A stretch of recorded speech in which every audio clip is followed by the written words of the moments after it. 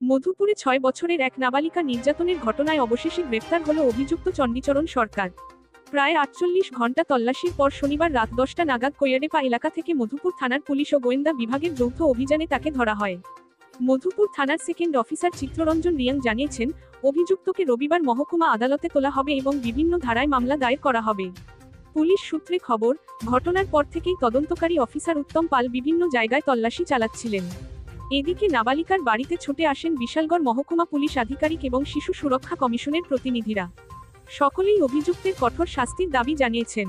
তবে অভিযোগ উঠেছে, অভিযুক্তের স্ত্রী সরকারি কর্মচারী হওয়ায় শাসকদলীয় কয়েকজন নেতা পরিবারের ওপর চাপ সৃষ্টি করে অর্থ আদায়ের চেষ্টা চালিয়েছেন। আমরা 27 তারিখে একটা লিখিত পাই যে একটা নাবালিকা মেয়ে রেপ হয়েছে।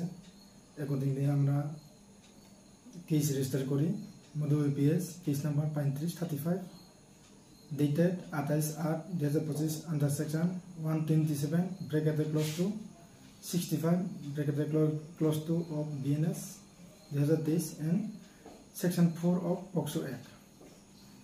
আসামি চন্দিদাস সরকার, পিতার নাম লেট রূপচাঁদ সরকার, মধুপুর রজমনি। কিন্তু আমরা অনেক চেষ্টা করছি, ওই সময়ে আমরা আসামি ধরতে পারিনি।